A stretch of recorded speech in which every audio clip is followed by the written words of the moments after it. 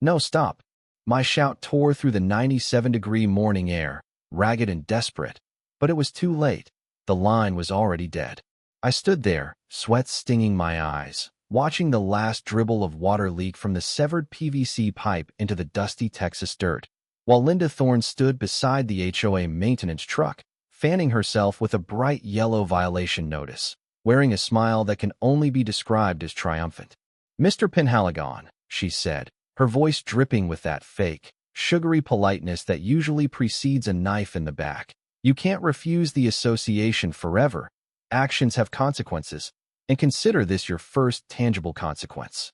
They had just severed my only water source, cut me off from the utility grid in the middle of a record-breaking heat wave, simply because I wouldn't pay $8,500 a year to an association I never joined, for a club I didn't belong to, on land that had been in my family since before her little luxury resort was even a sketch on a napkin. I never imagined an HOA president would do something so ruthless, so physically destructive, over a fee dispute, but standing there in the heat, watching my garden hose go limp, I realized I had underestimated her cruelty.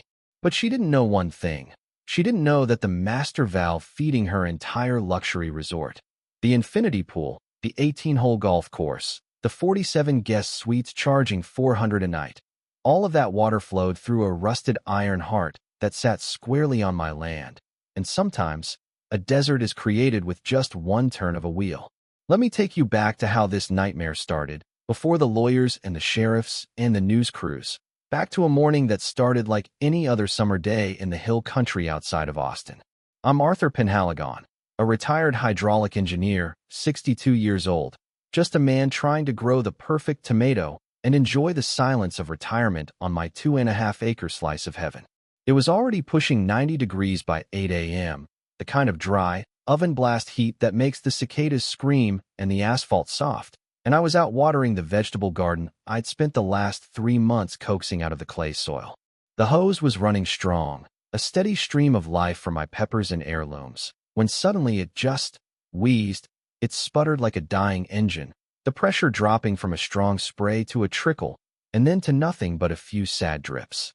I thought maybe a kink in the line, maybe a city pressure drop, so I walked around the side of the house to the main supply line that runs from the county connection, about 30 feet from my front porch. And there it was. The PVC pipe had been cut, not broken, not burst, but sliced clean through with a professional ratcheting pipe cutter, leaving a gap about 6 inches wide. And next to the severed section, weighted down with a piece of limestone so it wouldn't blow away in the hot wind, was that yellow sheet of paper. I picked it up, my hands shaking not from fear but from a sudden, cold spike of adrenaline, and read the bold text. Violation of HOA Covenant, Section 7.3, Utility Privileges suspended due to non-payment of assessments. Contact the board immediately. I read it twice, just to make sure I wasn't hallucinating from the heat. And then I looked east, across my property line toward the Serenity Springs Resort and Spa. For 100 yards away, where the water was clearly flowing just fine, sprinklers dancing in perfect arcs over the emerald green fairways, guests lounging by the pool with iced drinks, everything over there lush and green and stolen. See, 3 weeks ago, I received the first letter from the Serenity Springs HOA demanding dues, which I assumed was a clerical error, because when I bought this place 8 years ago, my attorney, a sharp old guy named George, told me explicitly that my parcel was an island, completely independent of the development encircling it. I sent a polite correction, attaching my deed. Then came the second letter, demanding payment. I sent another correction. Then came the warning letter signed by Linda Thorne herself, stating that failure to comply would result in enforcement action. And when I called her office, I got nothing but voicemail. And now here I was, staring at a dry garden and a severed pipe, realizing that enforcement action meant vandalizing my property and cutting off a basic human necessity. I folded the yellow paper and put it in my pocket, and the anger I felt initially began to harden into something useful, something like the cold steel of a wrench, because Linda Thorne had made a critical error in judgment. She assumed that because I was an old man living alone, I was helpless, but she forgot that I spent 30 years designing municipal water systems. I know pressure, I know flow rates, I know easements, and I know rights of way. And I remembered something else, a detail I'd noticed when I first bought the land. An old, overgrown concrete box near the northwest corner of my lot, half buried in Johnson grass, something the previous owner called some old infrastructure from the 90s, and I had never had a reason to open it until today. I walked back toward the house, the sun pressing down on my neck like a physical weight, my tomatoes already starting to droop, but my mind wasn't on the vegetables anymore. It was on that concrete box and the 47 guest rooms at Serenity Springs, and I thought to myself, if Linda wants to play games with water, she's about to learn a very hard lesson in hydraulics. By noon, I had made 3 phone calls and learned exactly how isolated I was. First, I called a local plumber, a guy named Rick who I'd used for years, a good guy, honest. But when I told him what happened, there was this long, uncomfortable silence on the line before he sighed and said, "Art, I can't touch it. I have the maintenance contract for Serenity Springs. It's 80% of my business, and Linda, she's vindictive. If she finds out I helped you, she'll cut me loose. I'm sorry, man, I really am." He hung up, and I stood there in my kitchen, the phone warm against my ear, realizing that Linda's influence went deeper than just the property lines. Second call was to the Austin Water Utility, and after 20 minutes on hold listening to smooth jazz, a bureaucrat named Susan told me that while they supply the water to the main junction, the distribution lines in my area are considered private infrastructure managed by the HOA due to a legacy agreement from the 90s, meaning as far as the city was concerned, this was a civil dispute between neighbors, and they wouldn't send a truck. Third call was to George, my attorney, who sounded tired before I even finished explaining the situation. "Arthur," he said, his voice gravelly, "you have the legal right to water, absolutely. Your deed is ironclad, but enforcing that right? That's a lawsuit, that's an injunction, that's court dates. And with the backlog in the county courts right now, we're talking 6 months minimum, maybe a year, before a judge forces them to reconnect you." "I don't have a year, George," I said, looking out the window at the heat shimmering off the hood of my truck. "I don't have a week. It's 100 degrees out there." "I know," George said, "but that's the legal reality. Unless you want to pay the extortion money and fight for a refund later, you're stuck." I hung up, feeling the walls closing in. But then, just to add insult to injury, I went to the mailbox at the end of the drive and found a flyer taped to the post, printed on that same aggressive yellow paper, addressed to residents of the community. It claimed that a rogue homeowner, me, was refusing to pay his fair share for infrastructure maintenance and was threatening the stability of the water system for everyone. It was a hit piece, plain and simple, designed to turn my neighbors against me so that if I did fight back, I'd be doing it as a pariah. My phone started ringing that evening. Neighbors I barely knew calling to yell at me, telling me to stop being selfish, telling me to pay my dues, none of them asking for my side of the story, all of them drinking Linda's Kool-Aid. I sat on my porch as the sun finally dipped below the horizon, the air still thick and heavy, and I realized that Linda wasn't just trying to collect a fee, she was trying to break me. She wanted me to bow down, to acknowledge her authority, to become another subject in her little kingdom. But she forgot one thing. I'm an engineer, and engineers fix problems.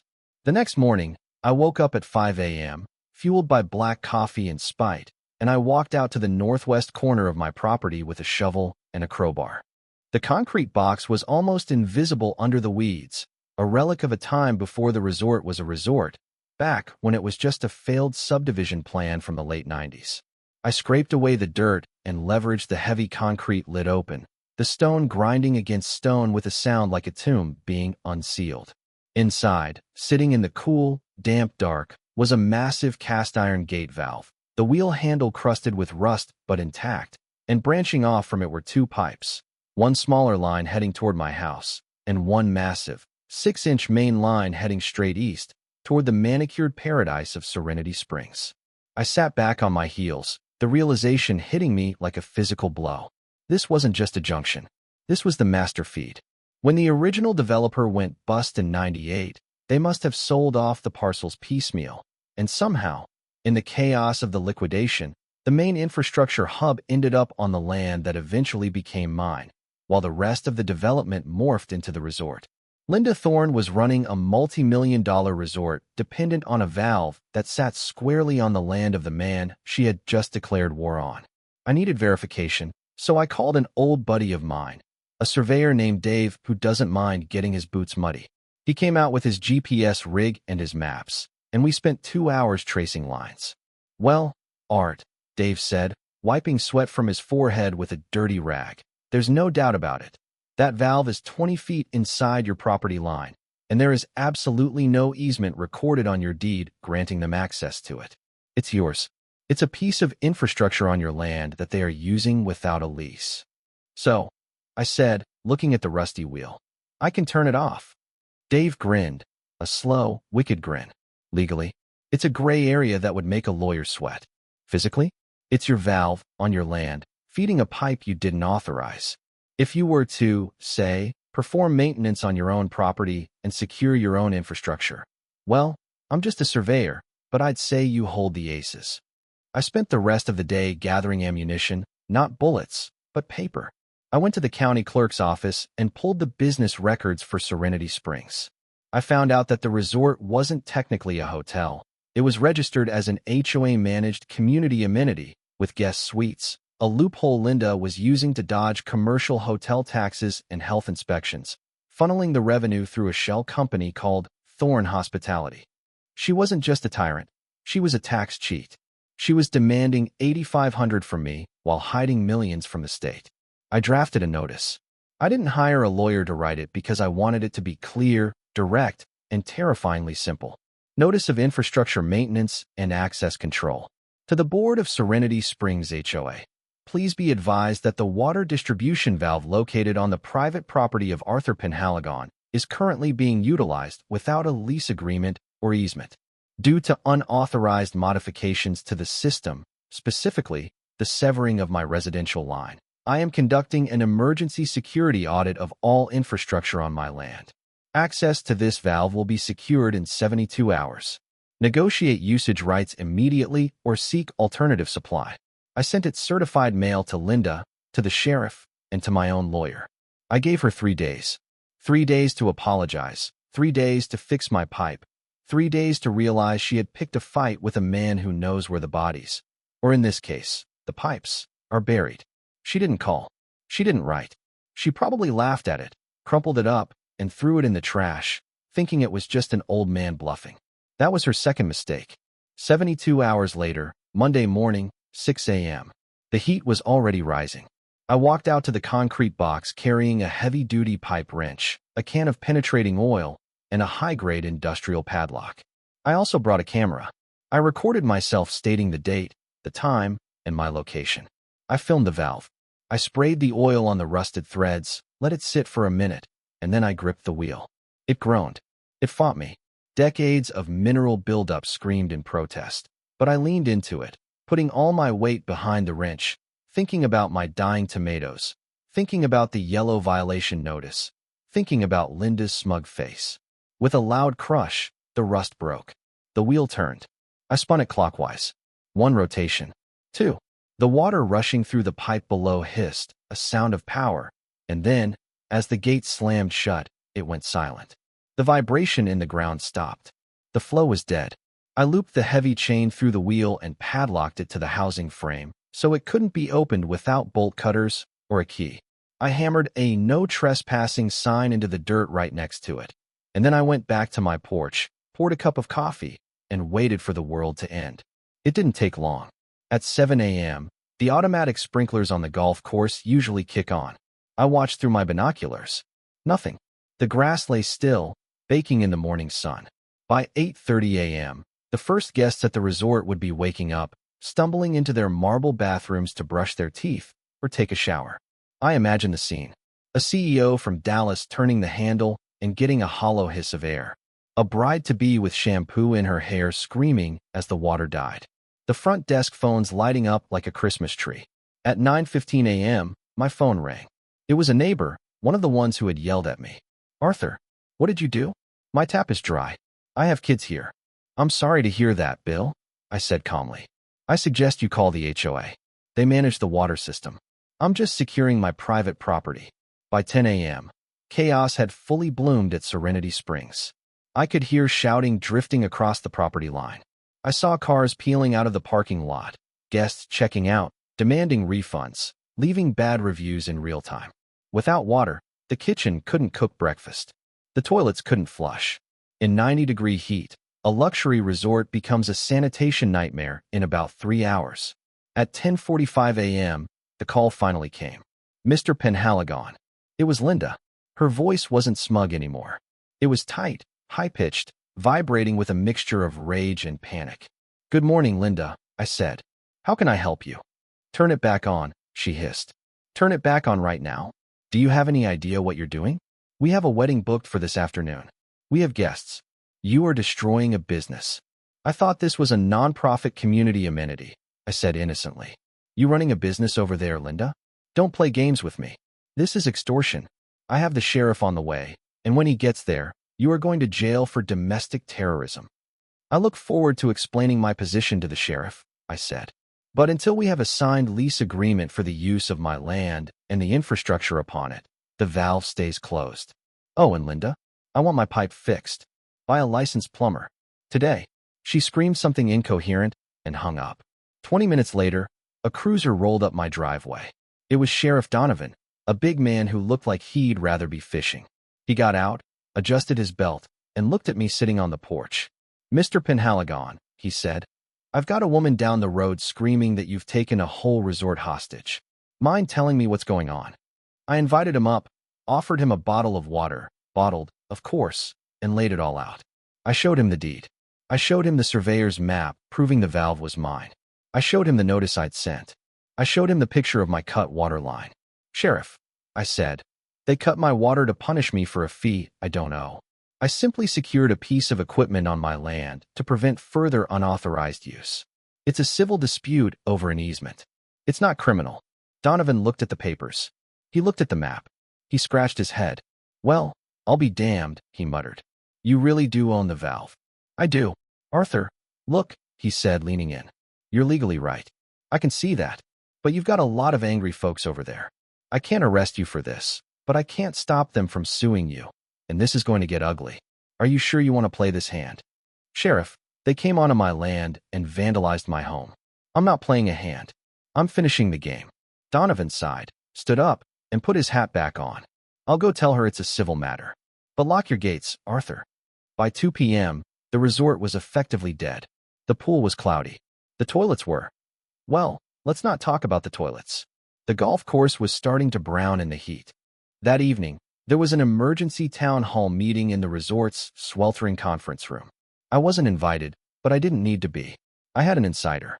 Old Man Henderson, the community treasurer, a guy who had been quietly fed up with Linda's spending for years, called me. He put his phone in his pocket on speaker mode. I listened as Linda tried to spin it. "He's a maniac," she screamed to the room full of sweaty, angry residents.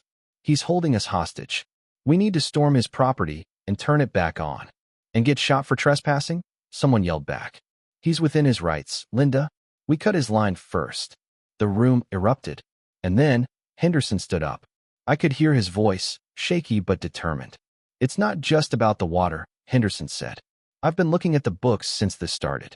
Linda, why is the resort revenue going into Thorn Hospitality LLC? Why isn't it going into the HOA Reserve Fund?" Dead silence. "You're running a hotel illegally," Henderson continued, gaining steam.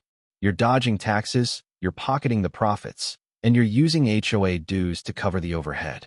And now, because you got greedy and picked a fight with an engineer, we're all going to lose our homes because the county is going to condemn this place as uninhabitable without water." The riot started then. I heard chairs flipping over. I heard shouting. I heard Linda trying to defend herself, her voice getting smaller and smaller until it was drowned out by the collective rage of a community that realized they had been played. The next morning, a white flag appeared. Or rather, a white sedan. It was Henderson and 2 other board members. They looked exhausted. They walked up to my porch, hats in hands. "She's gone," Henderson said. "Resigned last night. Fled, actually. I think she's halfway to Mexico by now." "Good riddance," I said. "Arthur, we need water," the other board member pleaded. "Please. We're drafting a new agreement. We'll pay you. We'll fix your pipe. We'll waive all fees forever. Just open the valve." "I have a list of demands," I said, pulling out a piece of paper I'd written the night before. Immediate repair of my supply line by a licensed master plumber. A formal, written apology from the board. A lease agreement for the valve. $1 per year for 99 years, giving me absolute control over the infrastructure. Full reimbursement for my legal fees and the cost of my ruined garden. An independent audit of the HOA finances to be shared with all residents. They signed it right there on the porch hood of the car. They didn't even read the fine print. They were desperate. We walked out to the valve. I unlocked the padlock. I turned the wheel. The water rushed back into the pipes, a deep, thrumming vibration that sounded like victory. In the weeks that followed, the fallout was spectacular. The audit revealed that Linda had embezzled over $200,000. The IRS got involved. The county zoning board got involved. The resort was shut down permanently due to zoning violations. The property was seized by the bank and eventually sold to a developer who turned the main building into a community center and the guest suites into affordable condos for seniors. The golf course was let go, returning to nature, becoming a beautiful park with walking trails that I now use every morning. My garden came back, eventually. The tomatoes were a loss, but the peppers survived. Linda was caught in Arizona 3 months later on tax evasion charges. She's currently trading her power suits for an orange jumpsuit. I still live here, in the quiet. The neighbors wave to me now when I drive by. They don't see me as the crazy old man anymore. They see me as the guy who saved them from a tyrant. And that concrete box? I built a nice wooden enclosure around it. I keep it locked. And every now and then, I walk out there, rest my hand on the warm wood, and listen to the water rushing through, a reminder that in this world, you can push a man, and you can cheat a man, but you should never, ever cut off a man's water. Because you never know who's holding the master key. So, I have to ask you folks, have you ever dealt with a neighbor who thought they were above the law? Have you ever had to find a creative solution to a bully? Let me know in the comments. I read every single one. And remember, know your rights, know your property lines, and never let anyone intimidate you on your own land. Stay safe, stay hydrated, and don't let the HOA grind you down.